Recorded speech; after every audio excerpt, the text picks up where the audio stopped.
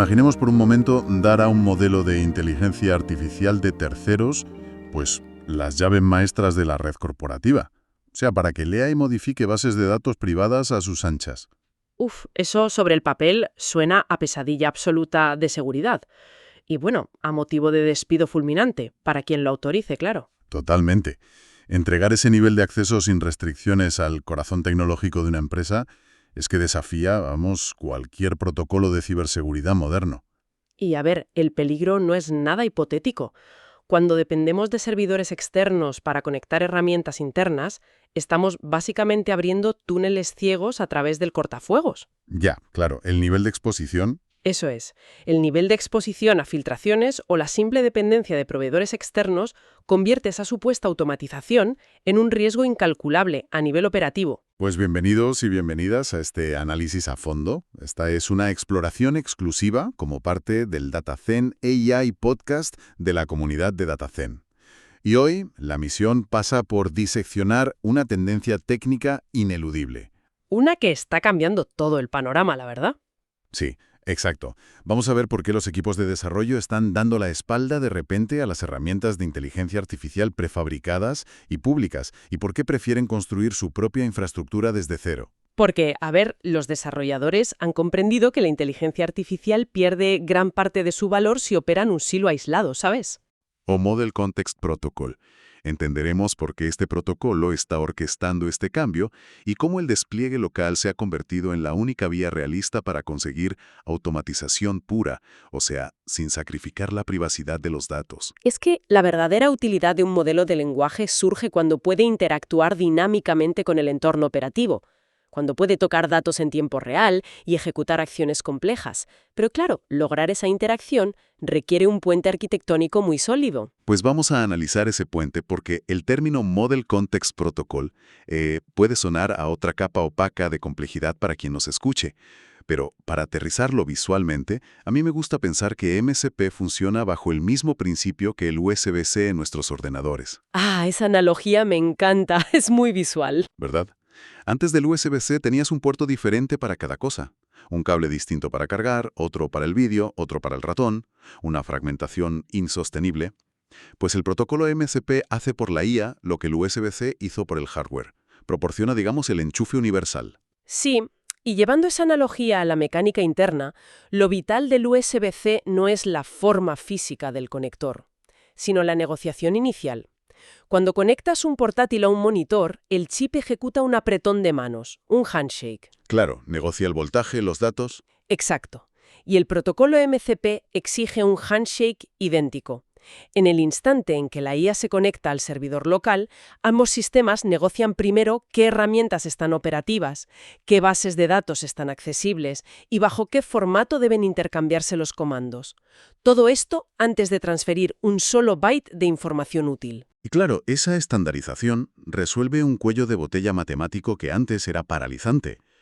Porque si miramos cómo era el software antes de este protocolo, teníamos una crisis de integraciones. El clásico problema de M por N es un lío.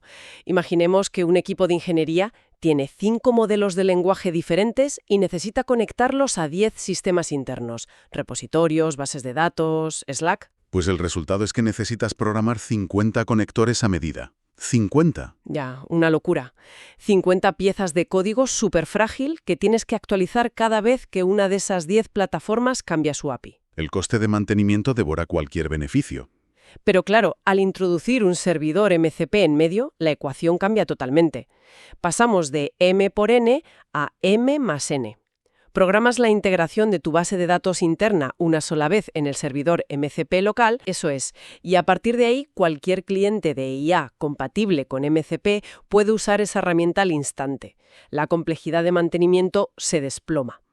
Vale, esa reducción de complejidad es brillante, pero, a ver, voy a ser un poco de abogado del diablo aquí, porque esto nos lleva al debate entre lo público y lo local. El tema de los registros oficiales. Exacto. Ya existen miles de servidores MCP públicos en Internet. Hay servidores listos para descargar que se conectan a GitHub, leen canales de Slack o escanean tu Google Drive.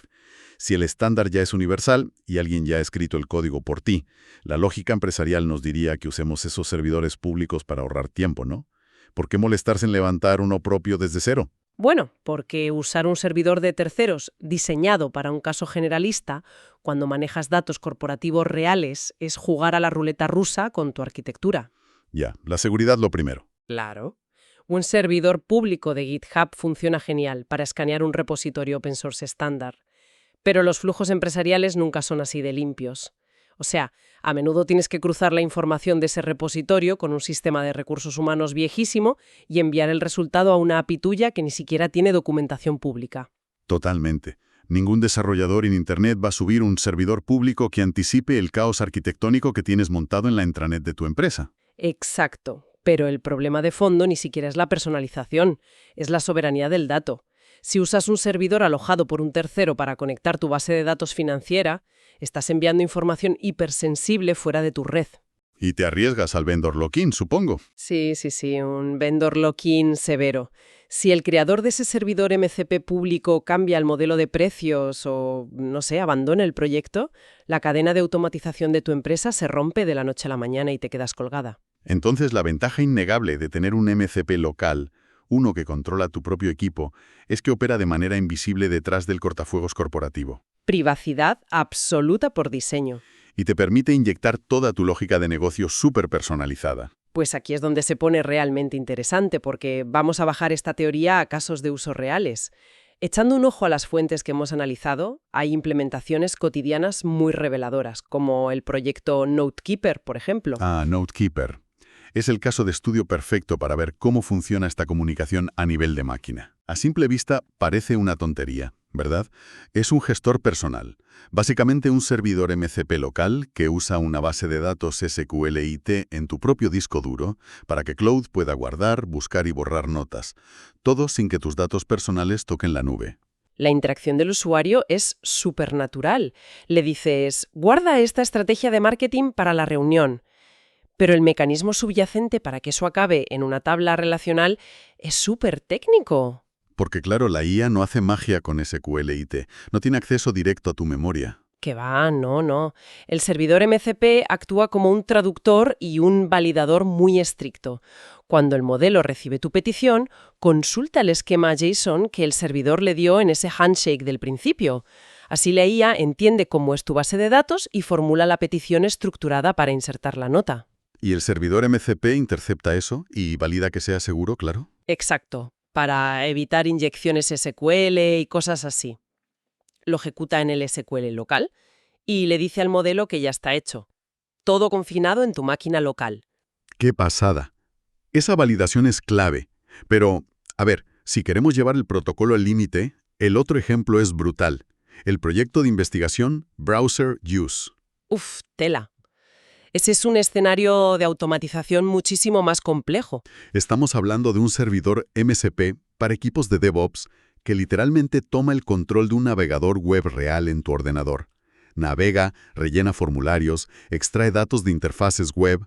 Y eso somete a estrés a cualquier modelo, porque procesar el DOM, el Document Object Model de una web moderna, o sea, eso implica tragarse miles de líneas de HTML redundantes, scripts. Si le pasas el DOM en bruto a la IA, la saturas intentando buscar un simple botón. Totalmente.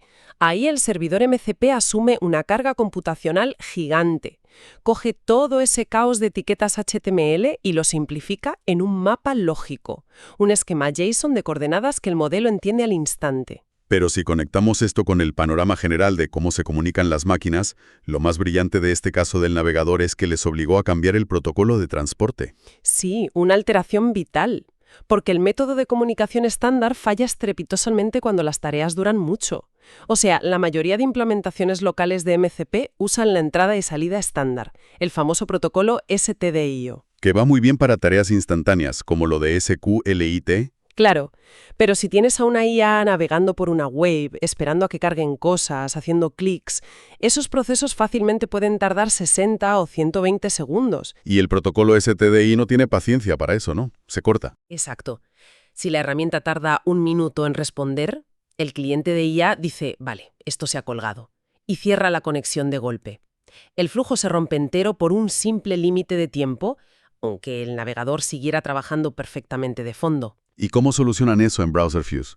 Porque la automatización tiene que seguir. Pues tuvieron que desechar el estadio y reconstruir el servidor usando un demonio HTTP persistente. Ah, vale. Usando servers en events, el canal HTTP mantiene la conexión viva de fondo de manera continua. Así el servidor MCP puede ir mandando señales de sigo procesando, para que el cliente de IA no se desespere mientras el navegador termina su trabajo. Madre mía. A ver, escuchar sobre demonios HTTP persistentes y validaciones estrictas, yo creo que asustaría a cualquier desarrollador que no esté especializado en ingeniería de sistemas de bajo nivel, ¿sabes? Ya, parece un montón de trabajo en Linux. Exacto. Pero lo revolucionario ahora es que esto se ha simplificado muchísimo. Construir la arquitectura de un servidor MCP en Python, usando librerías como FastMCP, se ha vuelto tan sencillo como hacer una aplicación web básica con Flask o FastAPI. Sí, la abstracción que han logrado es increíble. Se reduce a unas pocas líneas. O sea, tú escribes una función normal en Python y para conectarla a la IA solo tienes que ponerle un decorador encima, el @msp.tool. Y ya está, ese decorador hace todo el enrutamiento complejo. Bueno, hace el enrutamiento, sí. Pero la verdadera magia técnica no es solo el decorador. Hay un matiz crucial que los desarrolladores a veces pasan por alto, y son las pistas de tipado, los type hints y los docstrings. Los comentarios del código. Exacto. En el desarrollo tradicional, pues pones un comentario o declaras que una variable es un texto para que tu compañero lo entienda o para que el linter te avise de errores. No tienen un impacto en tiempo de ejecución. Claro, son para los humanos. Pero en la arquitectura MCP, esos metadatos son el motor de todo. Librerías como Pydantic en Python o Thought, si estás en TypeScript, leen esos comentarios y los tipos de variables y los convierten automáticamente en un esquema JSON súper riguroso. Ajá. ¿Y ese es el esquema que el servidor le pasa a la IA en el handshake? Eso es, la IA lee literalmente tus type hints para saber qué formato exacto deben tener los parámetros antes de intentar usar la herramienta. ¡Qué elegante! Y ya que hablamos de herramientas y de cómo la IA lee la información, creo que hay que hacer una distinción arquitectónica esencial aquí, porque a veces se confunden dos conceptos del protocolo, las herramientas y los recursos. Sí, esa separación es súper estricta y vital para entender MCP. Una herramienta, un tool, es una acción que la IA ejecuta y que tiene efectos secundarios. O sea, altera el sistema. Exacto. Borrar una nota, enviar un correo, ejecutar un comando en la terminal. El modelo decide proactivamente usar una herramienta basándose en su razonamiento. Vale. ¿Y los recursos qué son entonces? Los recursos son simplemente datos de solo lectura. Tienen una URI interna. Puede ser el esquema de una base de datos, un archivo de configuración, el registro de errores del sistema. Entendido. Así que la IA lee el recurso para tener contexto, pero no modifica nada. Exactamente. Consume el recurso para hacerse una idea del entorno y luego ya decide qué herramienta usar. Vale. Entonces, ¿qué significa todo esto a nivel de desarrollo? A ver, sabemos que la arquitectura es potente y que abstrae muchas cosas, pero seguro que no todo es un camino de rosas. Hay desafíos y trampas ocultas, ¿verdad? Unas cuantas, sí. Los equipos de desarrollo se dan de bruces con varias paredes al principio. Y la caída más catastrófica en las fases de pruebas siempre viene por culpa de la consola. El famoso error novato del STUT. A ver, explícame esto, porque el instinto de cualquier programador para depurar un error es meter un print en Python o un console.log en JavaScript. Claro, para ver qué valor tiene una variable en la terminal. Es inofensivo normalmente, pero en un servidor local MCP que usa STUDIO, esa práctica destruye el servidor. ¿En serio? ¿Por un simple print? Literal, porque el canal de salida estándar, el STUT, está reservado única y exclusivamente para transmitir los mensajes JSON RPC entre el servidor y la IA. Ah, claro. Si metes un print normal, esa cadena de texto se cuela en medio del flujo de paquetes JSON.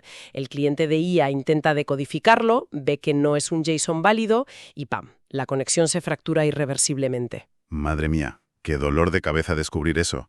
Entonces, ¿qué hay que hacer? Pues registrar todos los errores y mensajes de depuración en el STDR, el canal de error, siempre. Vale, apuntado. Y más allá de los prints, me imagino que facilitar que una IA ejecute cosas de forma autónoma dentro de tu máquina abre unos problemas de seguridad considerables, ¿no? Unos problemas enormes. Piensa en la vulnerabilidad de falsificación de peticiones del lado del servidor, el SSRF. O sea, cuando alguien engaña a un servidor para que acceda a recursos internos. Exacto. Pero aquí la IA ya está físicamente detrás de tu cortafuegos. Actúa como un troyano con acceso privilegiado.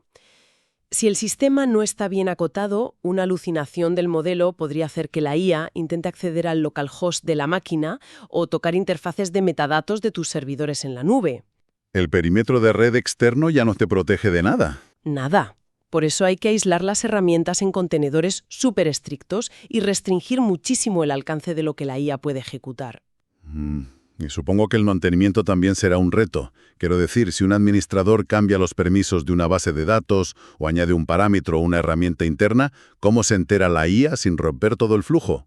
Ese es otro gran desafío técnico. ¿Cómo mantenemos el estado sincronizado?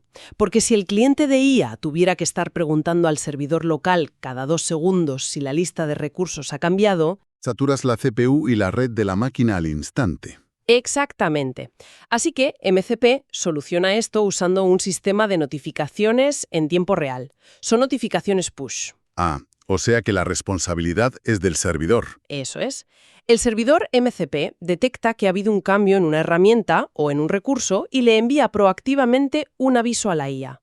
El modelo lo recibe de fondo y adapta su mapa de contexto sin que el usuario final note absolutamente nada. Es brillante. Esa arquitectura de actualización sin saturar los recursos demuestra lo maduro que es este protocolo, la verdad. Y bueno, todo esto plantea una pregunta importante de cara al futuro. O sea, el debate entre lo local y la nube. ¿Tú crees que cada empresa va a terminar construyendo su propia infraestructura MCP interna? Dejará de ser un lujo de grandes tecnológicas. Se va a convertir en un requisito básico para cualquier empresa. Y esto consolida ese control descentralizado, ¿no? Porque si MCP es el USB de la IA, el modelo de lenguaje que uses da un poco igual. O sea, puedes cambiar de IA si quieres. La verdadera ventaja competitiva será quién tiene el control y la soberanía sobre sus propios datos y sus herramientas locales. Exactamente. La infraestructura local vuelve a ser la prioridad. Pues a quienes nos escuchan hoy, un enorme agradecimiento por acompañarnos en este análisis a fondo. Entender estas arquitecturas es fundamental para ver hacia dónde va la automatización real y segura. Sí, ha sido genial profundizar en por qué abandonar las herramientas cerradas en favor de protocolos abiertos tiene tantas implicaciones prácticas y operativas. Y como siempre, animamos a toda la audiencia a revisar el artículo completo con todos los enlaces, los fragmentos de código y los ejemplos de Python y Node que hemos comentado. Lo tenéis disponible en datazen.top/podcast-AI-27. Repito, datazen.top/podcast-AI-27. Hay diagramas de arquitectura súper útiles ahí. Sí, no os lo perdáis. Y, por favor, haced clic en el icono del corazón que hay debajo del artículo. Es una señal de retroalimentación vital para el equipo, nos ayuda a saber qué temas técnicos merecen más profundidad.